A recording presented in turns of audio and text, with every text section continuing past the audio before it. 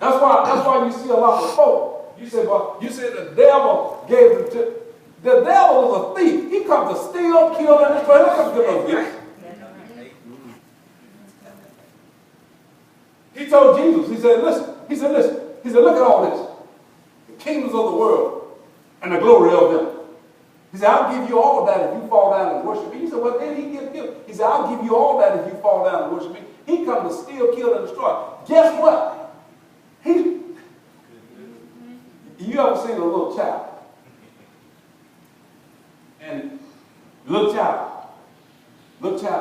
now, you have, let's say this is one of those little cars with the remote. And it runs, you just mash the button and that thing just goes, And this is yours, you have it. It's been given to you. Has a remote, you just press it.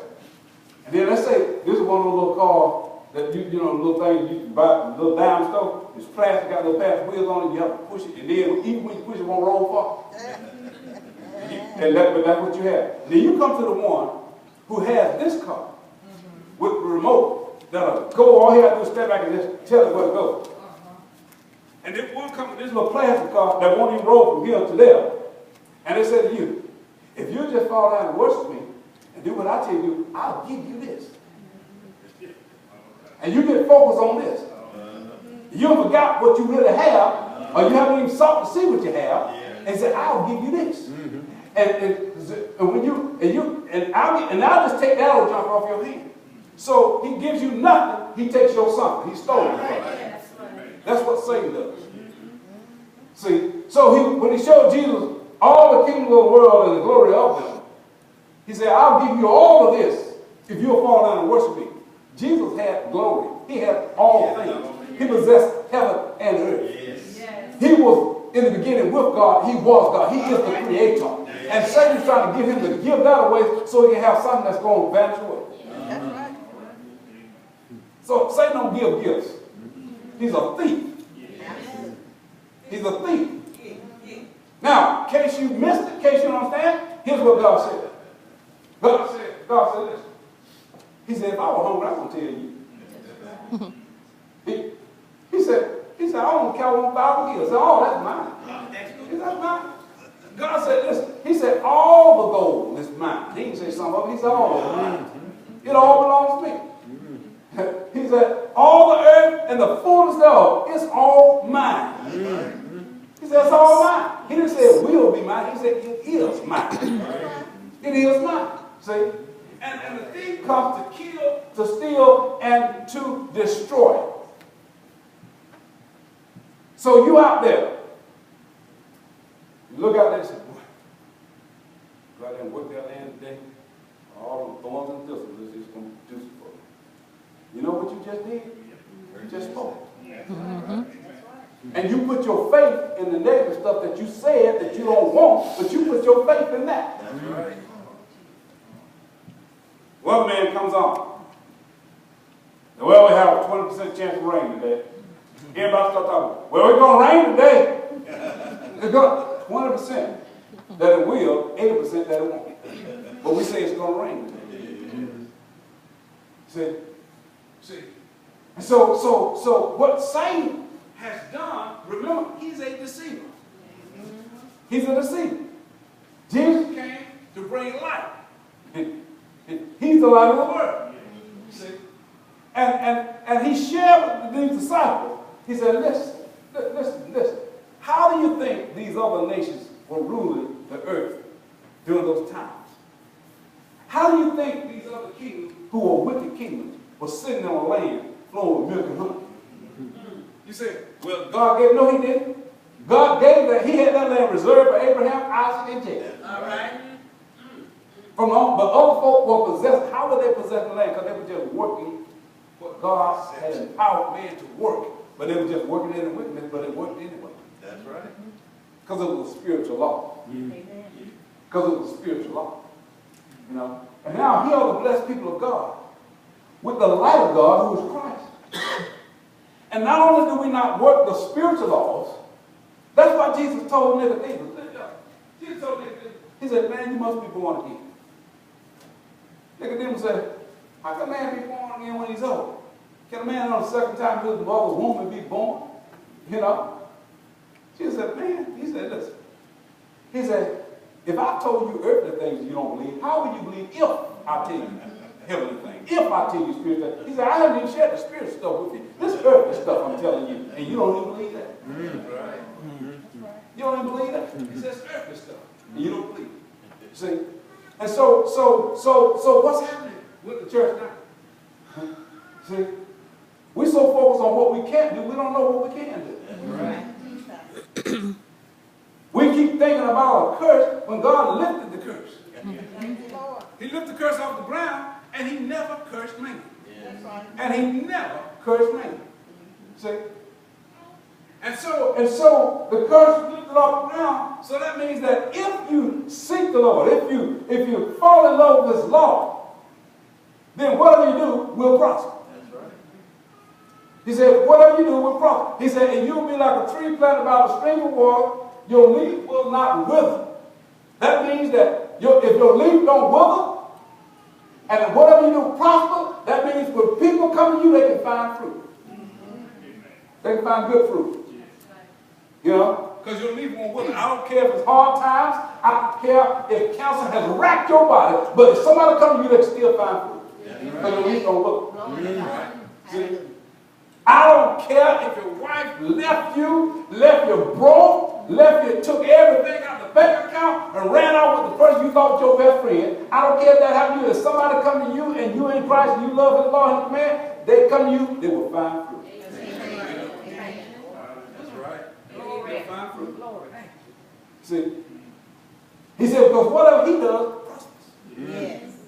Whatever he does, prospers. He said, and in case you don't have something that you want or that you need, in case you don't have it, when you pray, believe you've already received it and you will have it. Amen. He said, now, you know, concerning mountains, he said, if anyone say this and believe it, be uprooted and plant the seed, he said, it'll happen for them if they don't die. Yes. He said, anyone. He said, anyone.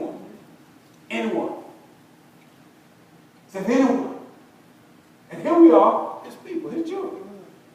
And we haven't gotten that. You know? Hadn't got that.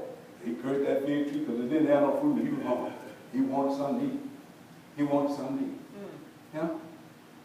Every time Jesus needed something to eat, he ate. When he was out in the wilderness. And he stood on the word of God, the angels came and ministered to him. Yes. He ate. See? And when the people, a multitude of people, didn't have anything to eat, they brought faith away from the Father Jesus. Jesus told the disciples, they bring whatever you have. Yes. And he blessed what they had. And when he blessed what they had, he gave it back to them. He didn't bless what they had and gave it to somebody. He blessed what they had and put it back in their hands. He said, then you go distribute it. That's right. Now you go distribute it. And when they distribute, they have more than enough. And God blesses what we have. He said, everything we have, if we're in him, he blesses it. Yes. You know, he blesses it, but it can't multiply unless you distribute it. That's right. We don't know that kind of man. We're not going to multiply if we keep it in gap. But God's way of multiplication for the believer is that when you have it and you distribute it, it multiplies. Right. Yes, it does. And when it multiplies, it will come back to you more than what you gave out. Right. See, that's a spiritual law. That's it ain't got nothing to do with your goodness. That's a spiritual law. That's a spiritual law. Ain't got to do, oh boy, hallelujah, well, he was preaching for so many years, that's why he's so blessed. Ain't got to do with that. That's right. Don't have anything to do with that. See? Because this is a spiritual law. Yes. See, I've come into this. See, I believe everywhere I go, everywhere I plant my feet, I believe it's mine. Amen. Amen. That's right. And if it's mine, I believe it's blessed. Amen. See, I believe it's mine, I believe it's blessed. See. And so wait a minute. So if something can't be blessed, if there's something that can't be blessed, then that something that cannot be blessed does not have any part nor hold on it if it can't be blessed. Because God said, whatever I do will prosper. Right. If I delight in his law, he said, it will prosper. And so I've come to believe that. You know, I've come to believe that. You know, but you have to be careful who you hang around. You hang around lots of non-believing folk, you hear that negative talk, sometimes you can let that stuff sink into your head. So you have to be careful. See, you have to be very careful.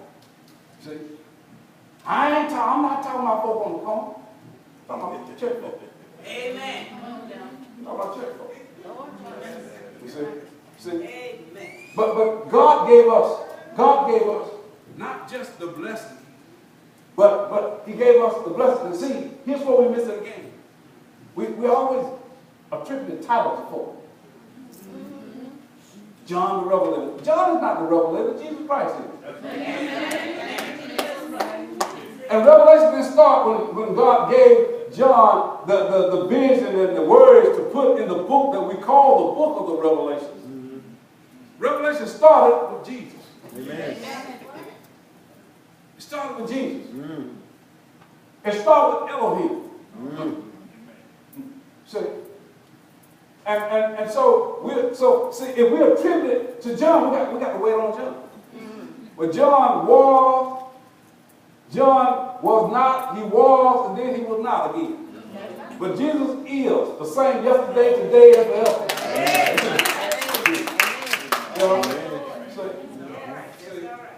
So Jesus said, I have come that they may have life and have it in abundance. That they may have life and have it in abundance.